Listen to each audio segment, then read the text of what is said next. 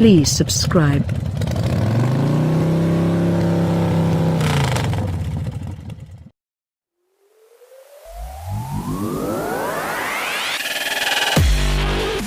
Funny name, Stonic, isn't it? It actually comes from the words speedy and tonic. Somehow, these are supposed to evoke youthfulness and fun. It's evoked plenty of reactions, that's for sure.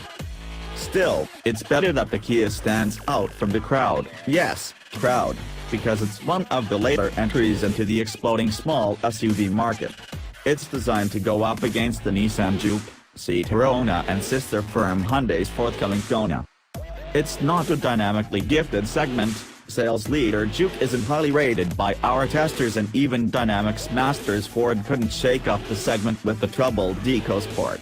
Kia is facing an open goal with the Stonic, then, all it has to do is make a well-built, frisky handling small SUV for the right price. Don't let the fact that nobody has managed to do so yet suggest a foregone conclusion either. Getting to know the Kia Stonic. It's a handsome car. Kia says it's deliberately styled it to appeal to everyone, unlike the love it or hate it look of the Nissan Juke. With contrasting roof options and a choice of 17-inch wheels, the firm intends UK cars to appear highly specified, with significant road presence. Not unlike the Juke in some respects, then. Despite Kia's effort to push up market, there's not a huge amount of soft-touch material. It feels far more solid inside than the Suzuki Vitara, if lacking some of its quirky charm. And it's £600 cheaper than the Juke and has superior interior materials. Save for the large 7.0-inch touchscreen, the two trim makes the car's interior feel more stoic than Stonic, somewhat at odds with Kia's youthful presentation of the car. The back seats could use a little more room, a hallmark of the chunky-wheeled, high-riding segment. But, at this stage, there doesn't appear to be any less room compared with the average Supermini. Headroom is sufficient and the car feels wider inside than its Supermini roots would suggest. Being slapped onto the real platform with little more than higher suspension and added length isn't without its merits. The Rio is a reasonably decent handling car and the Stonic matches its precise steering, in addition to its slight numbness. The ride of the 1.0-liter three-cylinder is informatively firm but not overly so. It's just a shame about the excess jiggle in the slightly harder-riding 1.6-liter diesel we also drove. The ride is a little stiff, so although it settles at higher speeds, it's fidgety up to around 50 miles per hour. Every change in road surface, crease and bump is detectable, but not to the extent where it's uncomfortable. Those mainly driving around town won't appreciate the stiffness of the diesel, but the 1.0-liter three-cylinder is more suited to urban poodling anyway.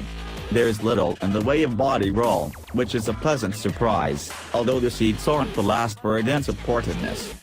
Testing the Kia Stonic dynamically.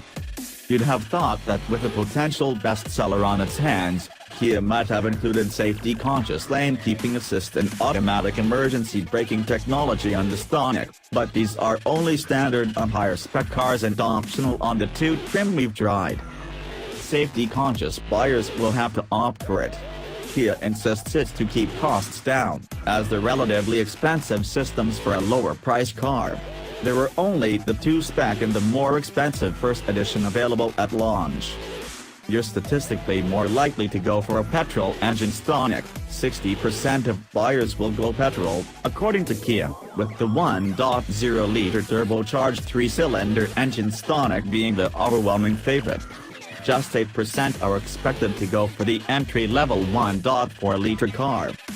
This is exactly how it should be, though. The frugal 1.6-liter diesel engine is rather loud under moderate to hard acceleration, and the 1.4-liter has to be worked hard for a little power.